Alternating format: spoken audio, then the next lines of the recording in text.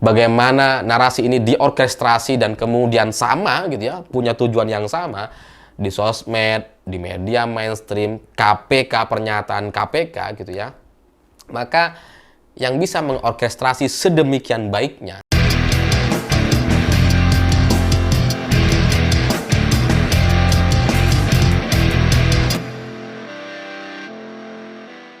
Selamat malam semuanya.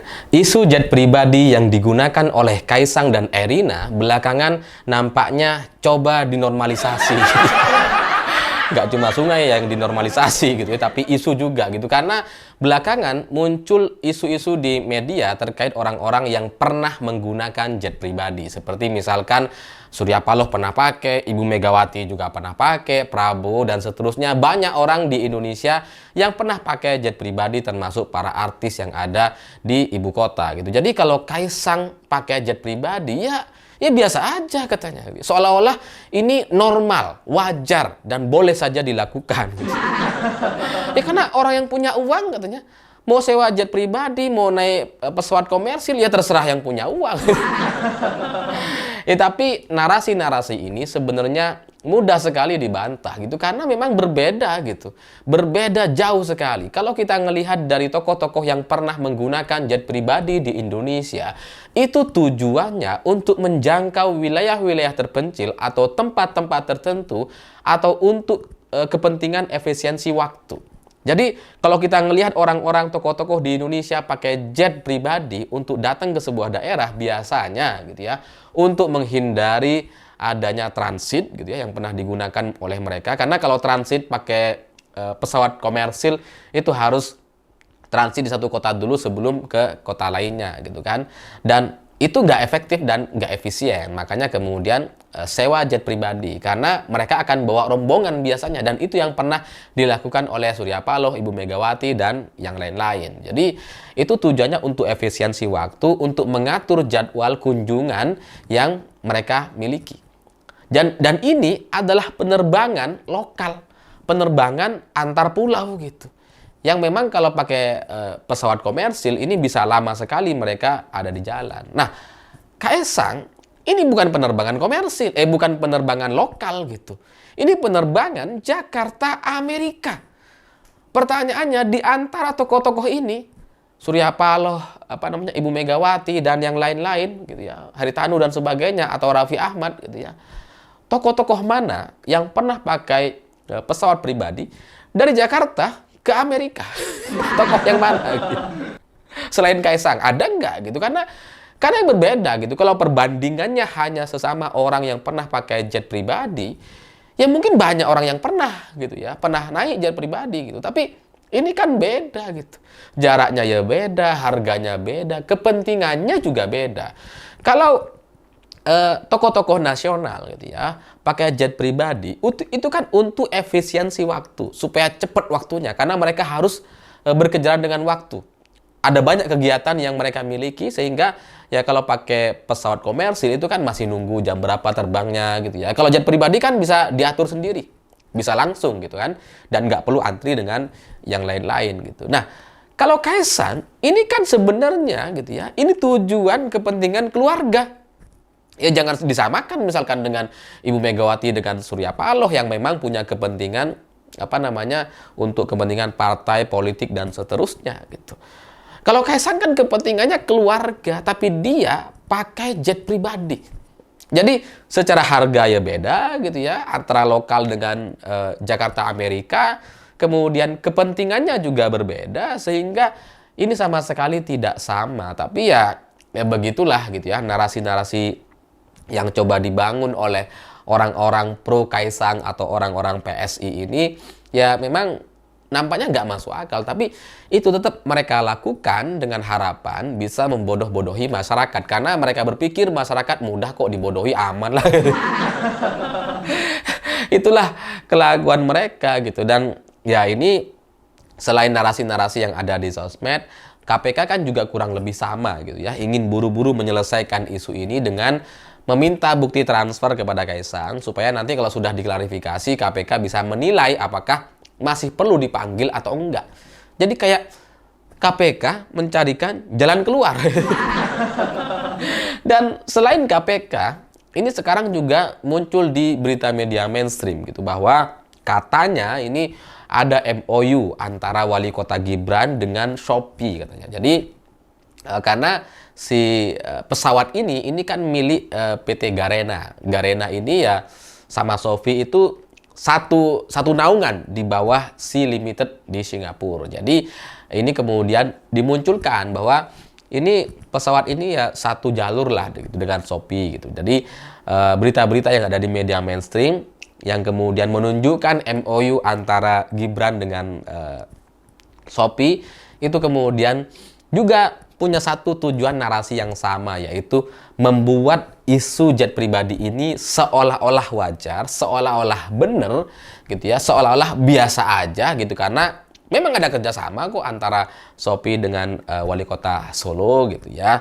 Jadi apa yang saya lihat, ada banyak pihak yang coba menutupi isu ini. Tapi sebenarnya nggak akan pernah bisa gitu. Karena semakin dicoba untuk ditutupi masalah ini dari isu yang sebenarnya, dari permasalahan yang sebenarnya, maka lama-kelamaan ini akan menimbulkan lebih banyak lagi tanda tanya gitu. Karena kalau yang dalam analisa saya gitu ya, ya saya dengar-dengar juga gitu ya, tapi saya nggak perlu sebut lah gitu ya.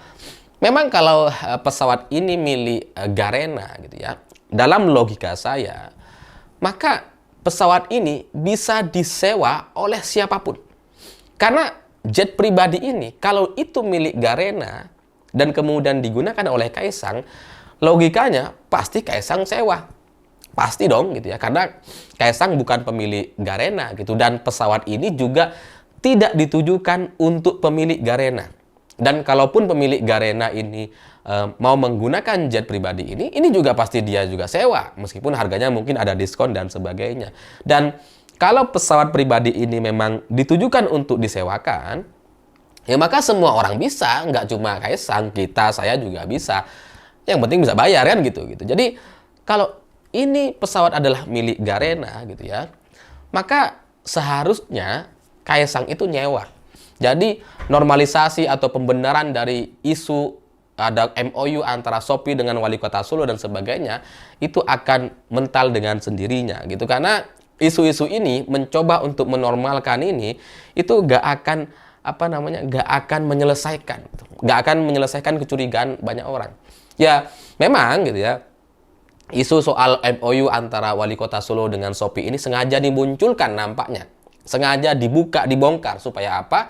Supaya publik tahu gitu ya, bahwa ada MOU antara wali kota Solo dengan Shopee, dan kemudian setelah itu terfokus ke sana gitu, dan melupakan soal jet pribadi ini, dan kemudian menanyakan MOU-nya seperti apa. Jelas MOU Shopee dengan wali kota Solo nggak akan ada masalah gitu. Karena itu yang coba ditawarkan kepada publik hari ini untuk menutupi masalah aslinya. Padahal masalah aslinya sederhana saja. Siapa yang menyewakan jet pribadi ini untuk Kaisang? Selesai. Dan itu tidak mungkin atas nama perusahaan, pasti atas nama pribadi. Pertanyaannya, pribadi yang mana yang kemudian bisa menyewakan jet sekali terbang nilainya 9 miliar rupiah harga sewanya? Itu kalau dibelikan rumah, wow, besar itu. Nggak bisa habis. Ini sekali terbang 9M. Nah, ini pribadi yang mana gitu.